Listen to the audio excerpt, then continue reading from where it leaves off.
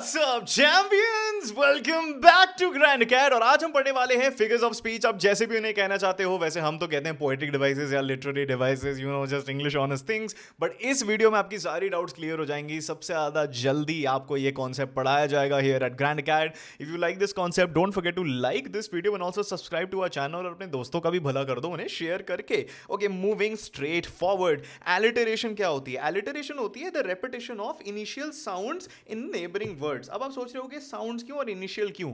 Initial का क्या मतलब होता है? मतलब कि अगर एक 6 लेटर का वर्ड है, 6 अल्फाबेट का वर्ड है, तो फर्स्ट 2 या 3 में तो इसे हम इनिशियल मांग लेते हैं जब first half of the word में एक साउंड हो रही है और वो मल्टीपल वर्ड्स में एक सेंटेंस में रिपीट हो रही है। फॉर एग्जांपल, अब यहां पे देखो, Peter Piper picked a peck of pickled peppers. पे पी ये रिपीट हो रही है, ये एलिटरेशन होगी। क्यों? क्योंकि it is in the initial first letters of the word that we are talking about. यहां पे देख लो, P first two, P I first two, P I first two, P first two, P I first two. अगर end में होती तो हम इसे एलिटरेशन नहीं मानते, लेकिन इसमें एलिटरेशन है। अब एलिटरेशन का हमने समझ तो आ गया कि रेपिटेशन होती है at the initial few letters. अब आप पूछ रहे होगे, यार एक बात बताओ हमें, साउंड्स क्यों हैं? अब देख लो, अगर मैं आपको एक एग्जांपल दे दूं, ऋत्विक, रेटरिक।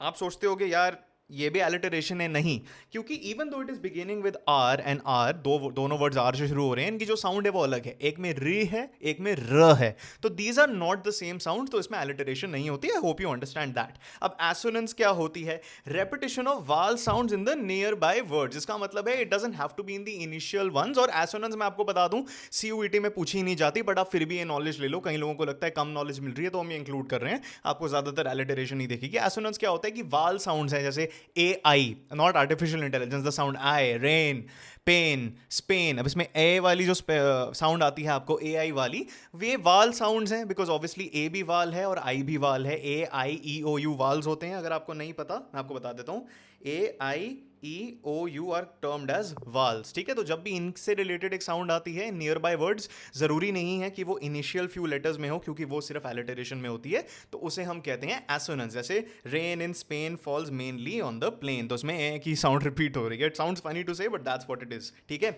अब कॉन्सोनेंट्स क्या होती है? अब जो नॉन वाल वाली चीजें होती हैं उन्हें हम कॉन्सोनेंट कहते हैं। ठीक है, तो नॉन वाल साउंड्स हो गई हमारी कॉन्सोनेंट साउंड्स। तो या तो वो वर्ड के बीच में आ रही हैं या तो वर्ड के एंड में आ रही हैं। ये भी सीयूईटी में इतना नहीं पूछा जाता। Please don't stress about these once. Alliteration में ही आपको ज्यादा ध्यान में रखना है। जिसमें आप देख लो, wind whispered through the willows, ये सब जो एंड में आ रहे हैं ना, विंड, विस्पर्ड, तो ये जो एंड वाली साउंड है इसमें, इंड वाली, ये रिपीट हो रही है, तो इसे हम कॉन्सोनेंट्स कह सकते हैं। Okay, moving on. मेटाफर क्या होता है?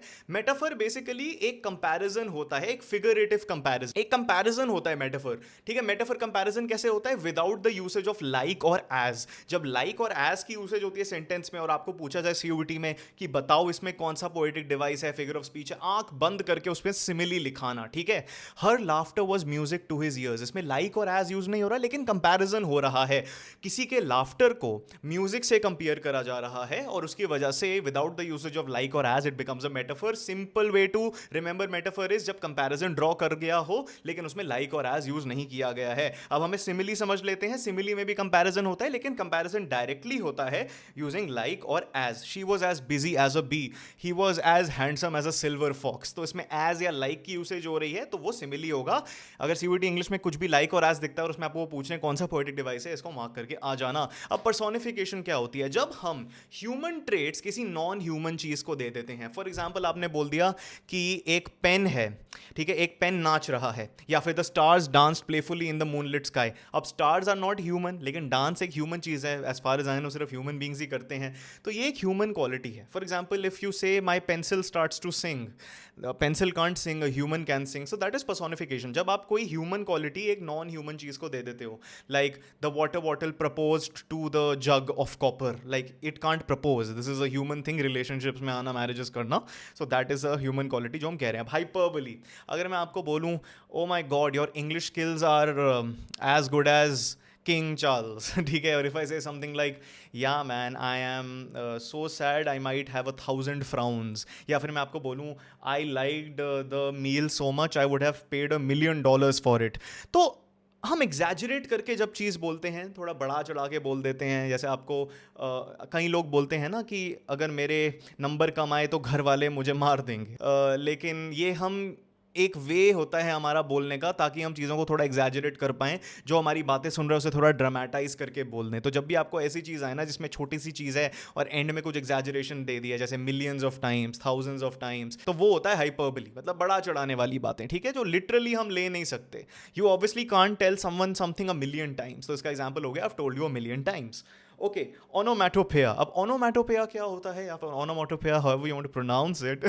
सो ओनोमैटोपेया क्या होता है, words that literally spell natural sounds. अब अगर आपको बिल्ली पता है, आपको पता ही होगी, वो मियाऊ करती है, ठीक है। अब म्याऊ क्या होता है, म्याऊ, ठीक है, ऐसी साउंड होती है, और हम स्पेल इसको कैसे करते हैं, हम लिटरली इसको मियाऊ की तरह ही स्पेल करते हैं, ठीक है।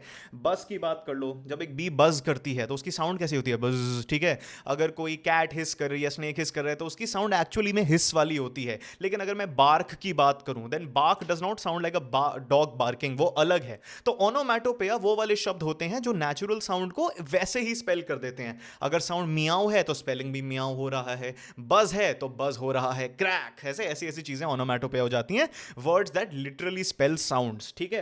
अब रेपिटेशन क्या होती है, हमने एलिटरेशन, कॉन्सोनेंट्स, एसोनेंट्स सब देख लिया। अब रेपिटेशन होती है एक ही शब्द की बार बार हम दोहरावत कर रहे हैं, बार बार बोल रहे हैं। फॉर एग्जाम्पल आपको पता होगा जो हमारी क्लास 12 की पोएट्री, उसमें बहुत सारे पोएम्स में रेपिटेशन यूज हुई है।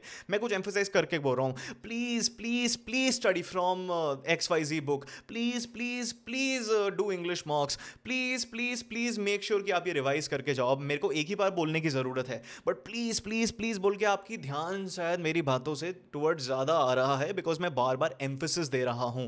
तो रेपिटेशन यही होती है कि मैं वर्ड्स को रिपीट कर दूं, फ्रेज को रिपीट कर दूं, या लाइंस को रिपीट कर दूं, ताकि आपके दिमाग में वो ज्यादा बैठ जाए या फिर उसमें कोई ड्रामेटिक इफेक्ट आ जाए। फॉर एग्जाम्पल, अगर एक बहुत हार्ड एंड स्ट्रिक्ट रूल है, do not carry your water bottle to the CUET NTA exam centre, ये मैं आपको 2-3 बार बोलूंगा ताकि आपके दिमाग में बैठ जाए। तो जब वर्ड्स रिपीट हो रहे हैं, 2-3 बार लाइंस रिपीट हो रही हैं, तो उसे हम रेपिटेशन कहते हैं फॉर एम्फेसिस। अब एन्जॉयमेंट CUET में बिल्कुल नहीं पूछी जाती। अब आप सोच रहे हो कि इस बार पूछी जाएगी, तो हम पढ़ा देते हैं, ये तो हमारा काम है, ठीक है। Continuation of a sentence without a pause beyond the end of a line. अब एक सेंटेंस हमें पता है कैसे लिखा जाता है। फॉर एग्जाम्पल, अगर सेंटेंस है रसोड़े में कौन था, ये एक सेंटेंस है ना। अब मैं इसको बीच में तोड़ नहीं सकता, लेकिन पोएट्री में कभी कभार मैं तोड़ सकता हूं, ठीक है। तो मैं इसको ऐसे लिख दूंगा, रसोड़े में कौन था, और एंड में मैं एक और लाइन में क्वेश्चन मार्क डाल दूंगा।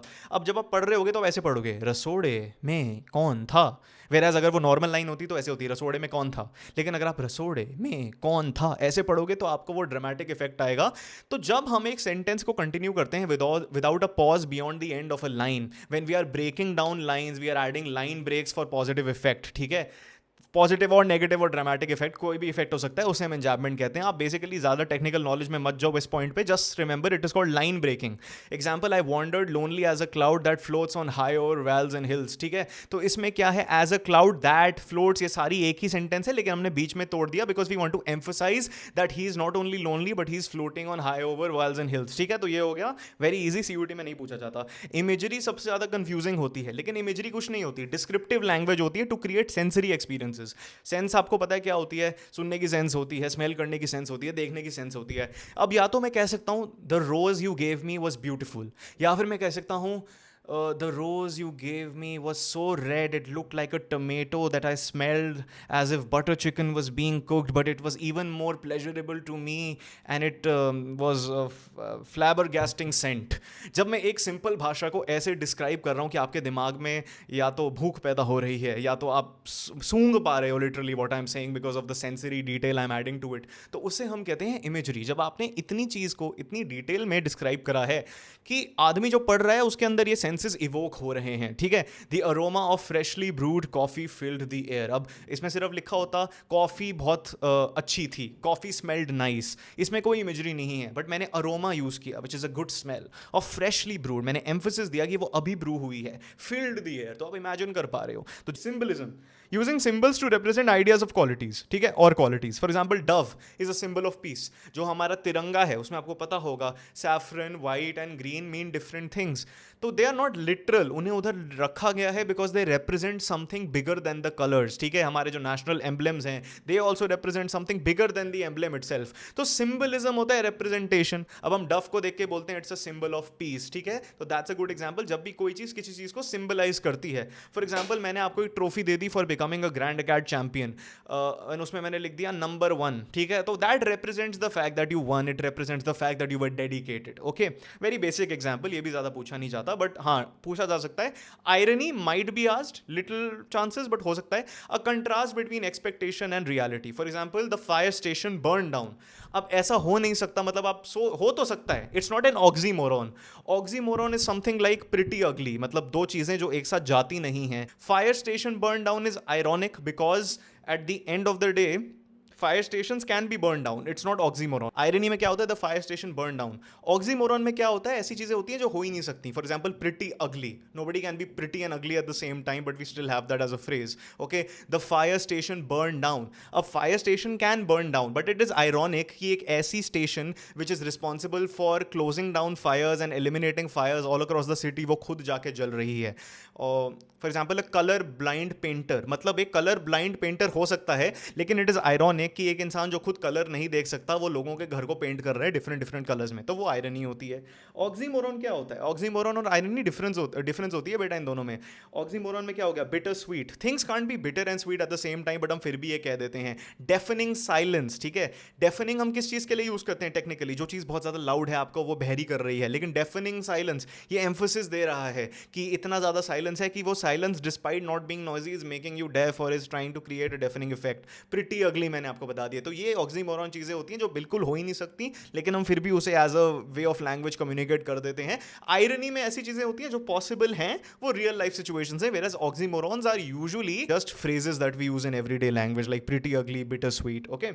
ऑलराइट, मेटोनमी क्या होती है, figurative language where a word is replaced by something very close to the original meaning. ये भी सीयूईटी में नहीं पूछा जाता लेकिन बच्चे कह रहे थे कि हमें बताओ तो हम बता रहे हैं। मेटोनमी क्या होती है, form of figurative language where a word is replaced by something very close to the original meaning, referring to businessman with the word suits. For example आपको पता है कि न्यूयॉर्क सिटी में एक वॉल स्ट्रीट करके जगह है जहां पर स्टॉक ब्रोकिंग बहुत ज्यादा होती है, तो वहां के जो प्रोफेशनल्स हैं उन्हें हम सूट्स कहते हैं, ठीक है। जब ब्रिटिश रूल होता था, अभी भी मतलब यूके में मोनार्की है, तो जो ब्रिटिश रूल है उसमें वो लोग कहते हैं, उसमें हम कह सकते हैं उसमें जो फॉलोअर्स हैं वो कहेंगे we swear our loyalty to the crown. अब crown is metonymy, king of England with the word crown. या फिर जब हम कहते हैं the pen is mightier than the sword, आपने इडियम स्लैश फ्रेज सुना होगा, the pen is mightier than the sword. इसमें ये मतलब नहीं है कि हम लिटरल पेन और सॉर्ड की बात करें, इट्स अ मेटोनमी, सिंबलिज्म भी कह सकते हो लेकिन मोर मेटोनमी बिकॉज इसमें हम एक वर्ड की रिप्लेसमेंट कर रहे हैं। We are replacing a profession और we are replacing a situation with an object such as a pen और a sword, because pen refers to people जो लिख रहे हैं, the intellectuals, whereas the sword refers to वो लोग जो violence के टुवर्ड्स रिजॉर्ट करते हैं या फिर वॉर को सपोर्ट करते हैं। अब यूफेमिज्म क्या होता है, जब हम एक बहुत ज्यादा माइल्ड या इनडायरेक्ट टर्म यूज करते हैं फॉर अ हार्श और ब्लंट वन। अब हिंदुस्तान में आपको पता होगा वी से, मतलब अगर कोई ओवरवेट है तो हम कहते हैं हाँ वो थोड़ा हेल्दी है। अब किसी को जाके आप ये तो नहीं बोल सकते ना वो इंसान बहुत ज्यादा मोटा है, हम बोल देते हैं ही और she is a little heavy. खैर हमें कुछ कहना ही नहीं चाहिए but that's how it is. यहाँ पे हम कह सकते हैं let go instead of fired. कोई लोग ये नहीं कहता कि हाँ ठीक है हम आपको फायर कर रहे हैं, आजकल बड़ी फायरिंग चल रही है लेकिन टर्म क्या यूज होता है, we have laid off our employees. So एक जो हार्श रियलिटी वाली चीजें होती हैं, instead of saying them directly अगर हम डिफरेंट थोड़े नॉर्मल से वर्ड्स यूज कर लें उससे हम यूफेमिज्म कहते हैं। ये भी सीयूईटी में ज्यादा आता नहीं है तो फिर भी जान लो यार, फिर भी आप पूछ रहे तो दे ही रहे हैं। ट्रांसफर्ड एपिथेट क्या होता है, सबसे सिंपल भाषा में आपको पहले बता देता हूँ, सीयूईटी में ज्यादा पूछा नहीं जाएगा लेकिन अगर आ भी गया, you guys asked for it, हम आपको देंगे ही। तो ट्रांसफर्ड एपिथेट होता क्या है, जब एक एडजेक्टिव जो हम सब्जेक्ट के लिए यूज करते हैं वो हम जाके एडजेक्टिव लगा दें ऑब्जेक्ट के पास, दैट इज इट। नाउन के बीच में एडजेक्टिव का ट्रांसफर, यही होता है ट्रांसफर्ड एपिथेट। अब हम कहते हैं I had a beautiful day, वो डे ब्यूटीफुल नहीं होता, इंसान बोल रहा है उसकी एक्सपीरियंस ब्यूटीफुल होता है लेकिन हम उस डे को वो क्वालिटी या एडजेक्टिव एट्रीब्यूट कर देते हैं। एग्जांपल दे दूं, स्लीपलेस नाइट, मतलब नाइट स्लीपलेस नहीं थी, आप स्लीपलेस थे नाइट के दौरान। तो बहुत सिंपल है guys, I hope you understood everything, इसके बियॉन्ड कुछ नहीं आता। इनफैक्ट इसमें भी मैं आपको बता दूं, simile, metaphor, alliteration and personification सबसे ज्यादा पूछे जाते हैं, ज्यादातर वही पूछे जाते हैं। लेकिन आप ये सब जान लो, आपने पूछा था तो हम आपको दे रहे हैं। Okay, guys, I'd like to tell you that what you just watched was a sample lecture from our CUET English Champion Crash Course. आप कभी भी देख रहे हो, एक दिन पहले, 2 दिन पहले, 3 दिन पहले, it will be useful for you. Even एक साल पहले it would be useful for you if you're attempting this 1 year from now. बहुत ही ज़्यादा बढ़िया crash course है, made by me and 100% Tyler. We're both English honors students from Ramjas College. हमने इसको सबसे ज़्यादा best crash course बनाने की बहुत ज़्यादा कोशिश करी है, and we've been achieving great results. So if you're interested, you can check out the link in the description as well as the link in the pinned comment, or you can just access it from the QR code that I've given here. Okay, guys, don't forget to like this video and subscribe to our channel. Comment below आप और कौन सा CUET English content देखना चाहते हो, CUET content in general. All right, till next time, keep winning, you champions.